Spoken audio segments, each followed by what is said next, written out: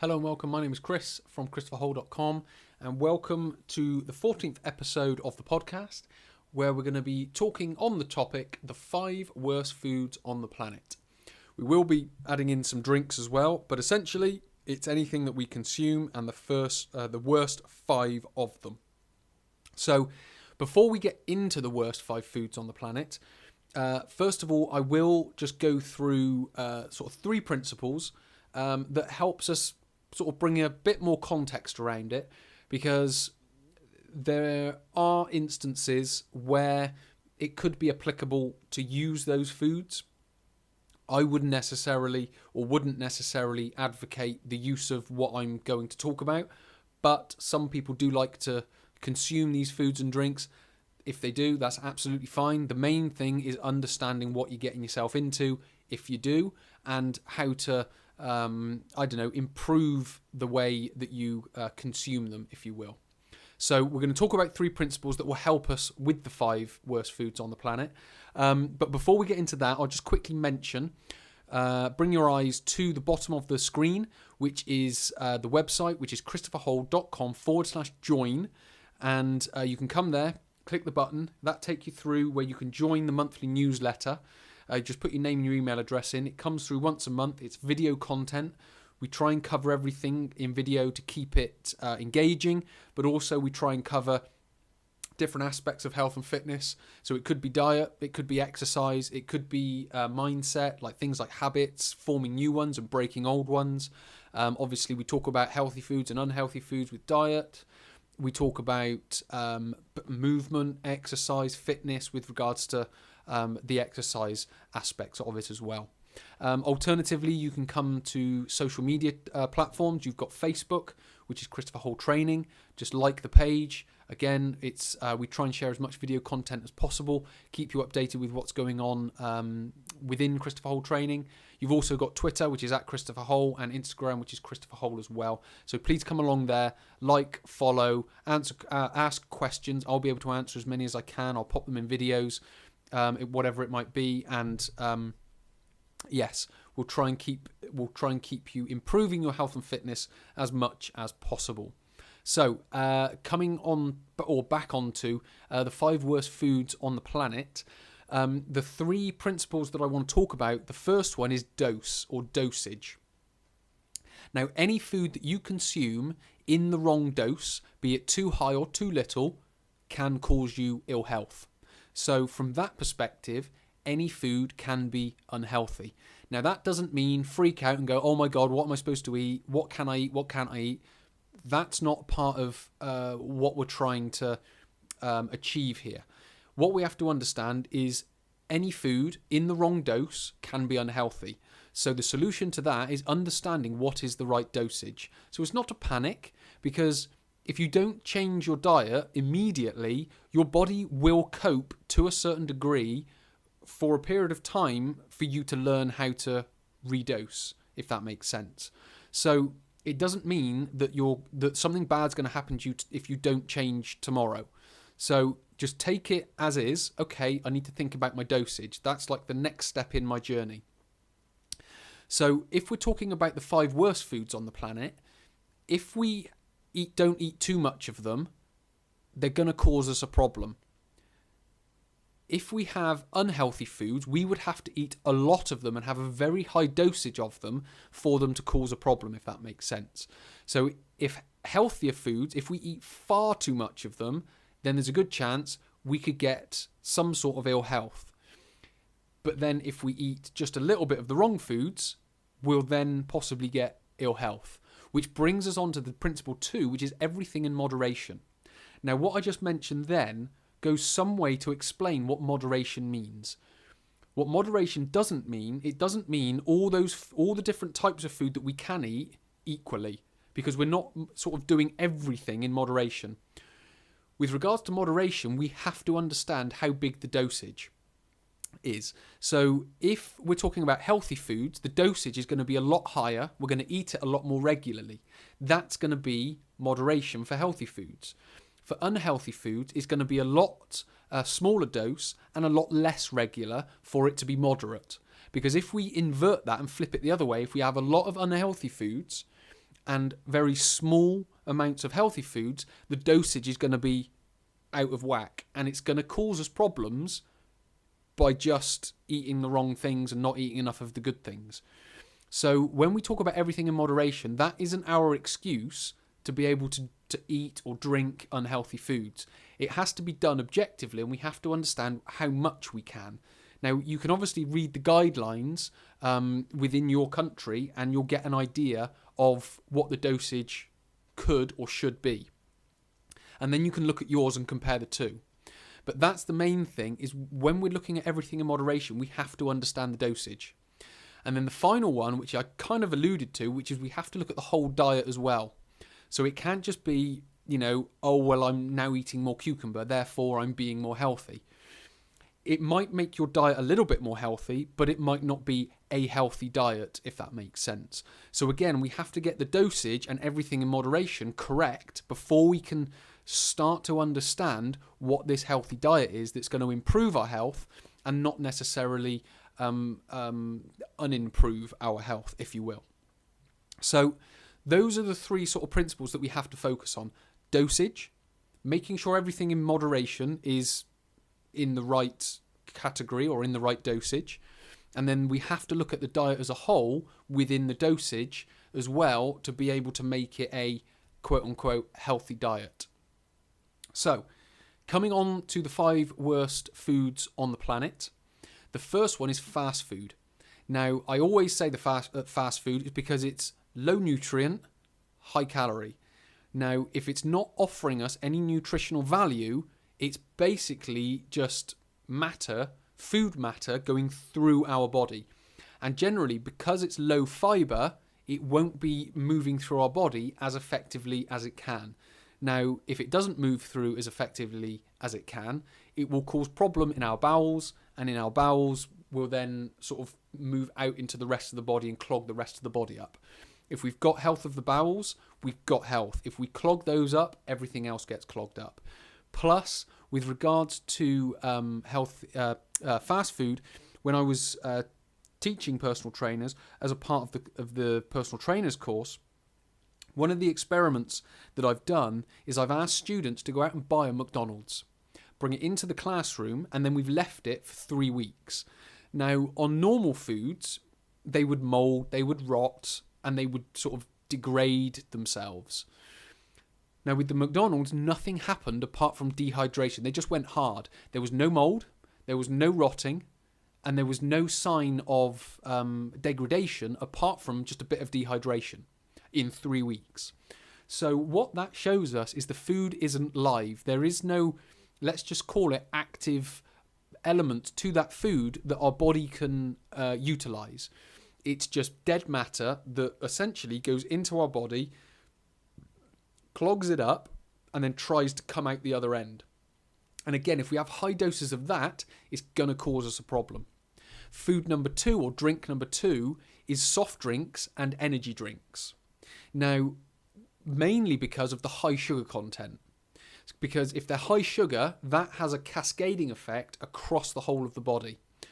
If high sugar basically gets involved, that sends your blood sugar all over the place, which then sends your insulin and hormones all over the place. So we get insulin spikes. That then gets energy highs with the sugar, and then energy lows because of the insulin spike removing all of the sugar. That then gives us mood swings, and then it's also linked to diabetes and obesity. So we have to understand that. The next one is high chemical. So if you have a soft drink, look around on the ingredients list. Take a food that you don't know what it means, or you don't know even what it says. Usually it's quite long. You won't know what it means. You won't know what it says. Get that word, take it to Google, and type it in, and then read about what that chemical is. Normally, it will be artificially made. It won't necessarily have a nutritional value to the body. What it might do is counteract something else that's in the drink or in the food, but type it in and see what it is.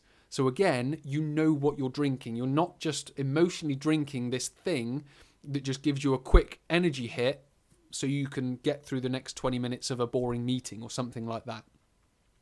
And the final one is a low pH. So a soft drink might have a pH as low as 2.5 or 3.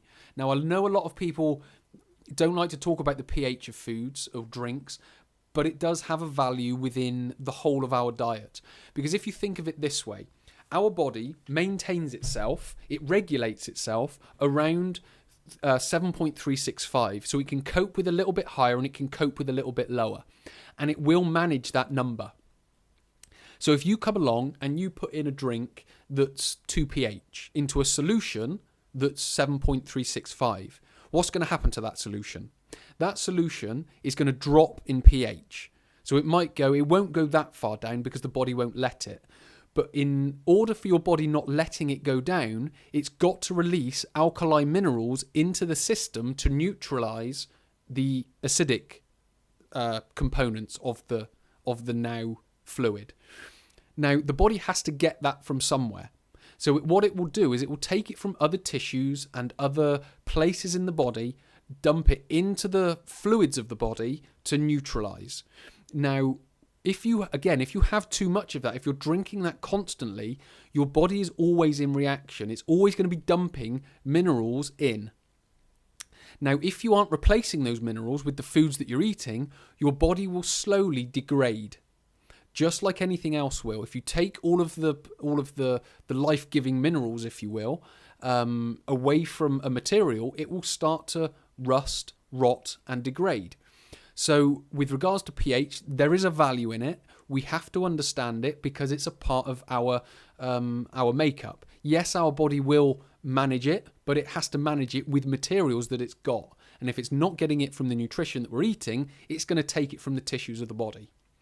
The third food is sweet foods. Now, again, much like the soft drinks and the energy drinks, they're high calorie, they're low nutrient. They're low fiber. So again, like the fast foods, they are going to be clogging up your bowels. If they clog up your bowels, then you can't remove waste. So then that waste sits in the body. And then obviously that has an adverse effect on the rest of the body itself. So also sweet foods, they're linked to diabetes and obesity. So we know that it ruins what the pancreas is trying to do. It gives us those insulin spikes. It gives us the mood swings. It gives us the energy highs and lows. It makes our blood sugar go all over the place. And that sort of makes the pancreas a little bit dysfunctional and not work properly. So it can't manage the sugar ups and the sugar downs and the energy ups and the energy downs. Drink 4 is alcohol. Now, I know a lot of people drink alcohol, and I know a lot of people are going to continue to drink alcohol. Again, that's absolutely fine because, again, it's all in dosage, and 2, this is all about education and how you educate yourself, and are you making an informed decision? If you're only making your decision based on what the media tell you, which is generally what they want you to hear, which is all the good things about it, so you buy it, and they don't want you to hear the bad things, they'll cover all of this up, or they'll just leave it in a back corner somewhere on the website, or whatever it may be. All I'm doing is just bringing that from that back corner to the front of the shop so you can see it. Now, if you want to continue doing it, that's absolutely fine. It's your body, you're allowed to do as you choose with it. But with that, what we're talking about is carcinogens. Now, carcinogens are substances and exposures that cause cancer, essentially. And group 1 of carcinogens is carcinogenic to humans. Now, you can get this off the American Cancer Society website. Just type in American Cancer Society carcinogens, and it will come up with a big long list of things that are carcinogenic to humans. Now, the things that are in alcohol is this component called acetaldehyde. I don't think I'm pronouncing that right, but it's ACETALDEHYDE.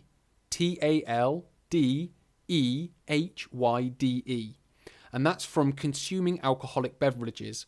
So, it's got a component in it that is known to be carcinogenic to humans. Now, again, if we are drinking a lot of alcohol, we're drinking or eating a lot of sugary foods, drinking a lot of soft drinks, eating a lot of fast food, our diet as a whole is very is very unhealthy. Therefore, our risk of cancer is going to be increased because we've got all the components there that are potentially a nice little mixing pot for it and the recipe for it. So it's not that food could be the out and out initial cause, but it's certainly contributing to it. And they know that certain components are carcinogenic if taken in the wrong dose, which is why I mentioned it first. So you've then got alcoholic beverages, so alcoholic beverages in general, and various different components of that. And then you've got ethanol in alcoholic beverages. So you've got acetaldehyde, which is the first component, and then you've got ethanol, and you've also got other chemicals that will be in there. So alcohol is a known carcinogen. You can look on the American Cancer Society website for that. So we need to be able to monitor that and not have much of it. Hence why it's in my first 5 worst foods on the planet. And then number 5 is processed meat. Now again, this is going to be quite controversial for a lot of people. If you do a little bit more reading around the subject, you'll start to see a body of work. I know a lot of people talk about fake news and quack science and all that kind of stuff. But there are reputable journals, there are plenty of places you can go to find information that show that processed meat is a known carcinogen. If you go back onto the American Cancer Society website, I think it's in group 2, which is known to be carcinogenic to humans. So, and that's processed meat and the consumption of. So processed meat are things like cured hams, your chorizo, and those types of processed meats. You've got the Frankfurter sausages, certain types of beef burger, and the foods that have gone through a process to be and then put in a packet and then put on the shelves. And then you've also got red meat, which is probable to, which is a category down from known to be carcinogenic. So red meat, which is things like beef steaks, so on and so forth. So those are my 5 worst foods on the planet. I know a lot of people are going to find them controversial, but I always would say, go and do your homework. And one thing I would always say is go and read information that challenges your beliefs and go and investigate it. Don't just read it and then write it off because you don't believe it. Go and sort of be the person that is doing that research. So, okay, I'm now going to think like I'm a person who thinks meat is bad. And then go, okay, well, that's what they're saying. Well, let's go and take that sentence and investigate it a little bit further, or investigate that word a little bit further, or what do they mean by that? I'm going to go and investigate that a little bit further, because I do know some of the information is a little bit controversial to people. But what we have to remember are the 3 things that we talked about. Unhealthy foods and drinks are in the dose. So again, that could be what considered a good food or a bad food. So make sure you get the dosage right. The second one, moderation depends on the food and drink. So is it a healthy food? That can be eaten more than an unhealthy food. So our moderate amount of cucumber would be a lot higher than our moderate amount of alcohol, if you will. And then finally, focus on the whole diet. Don't just think, well, I'm eating this one food now. Because when you hear broccoli can cure cancer, what we have to understand is that there's one element in broccoli that when used in a Petri dish can regress the growth of cancer. So again, it has to be in its right dose. If we were drinking broccoli juice that had that component by the litre, then possibly. But most people aren't. So we have to understand that it's the diet as a whole. Are we getting all the components that keep our body healthy? Then are we getting all the foods that don't have those components, if that makes sense? So I could go on and on and on about those 3 principles, but take them, research them, take those 5 foods, research them. Hopefully it will make a little bit more sense to you. If you don't like the video, put a comment in the thing, tell me how useless I am, tell me it's all quack science, whatever, it's all good. Pop it in there. If you've got a comment that you find useful, that you found this useful, then again, just comment. Come along to social media. It'd be great to see you there. Come along to the website. Join onto the newsletter. It'd be great to see you there as well. So this is episode 14, coming to a close. My name is Chris from Chris DePaul Training. I'll speak to you in episode 15.